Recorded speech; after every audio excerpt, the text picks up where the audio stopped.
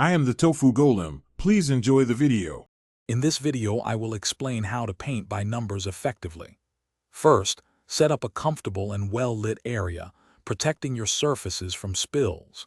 Next, lay out all your paints and brushes, ensuring they are easily accessible.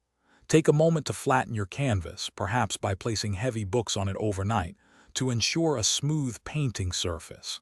Finally, always review the included instructions carefully before you begin painting. When you begin painting, a great tip is to start with the lighter colors first, then gradually move to the darker ones. This helps prevent accidental smudging. Apply your paint in thin, even layers. This ensures smooth coverage and allows for quicker drying times. Remember to clean your brushes meticulously between each color change to avoid mixing.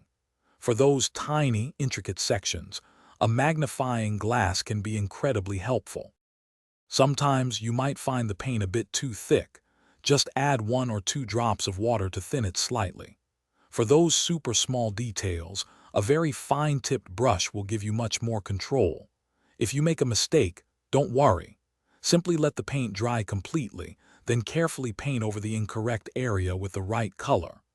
Remember to take frequent, short breaks, perhaps every 30 minutes, to rest your eyes and hands. Once your masterpiece is complete, let it dry thoroughly for at least 24 hours, or even longer for thicker applications. To protect your hard work and give it a professional sheen, apply a clear sealant or varnish.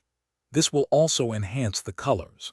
Finally, consider framing your finished artwork to display it beautifully in your home. Remember to seal your unused paint pots tightly to keep them fresh for future projects. Thanks for watching. Consider subscribing if we helped you today.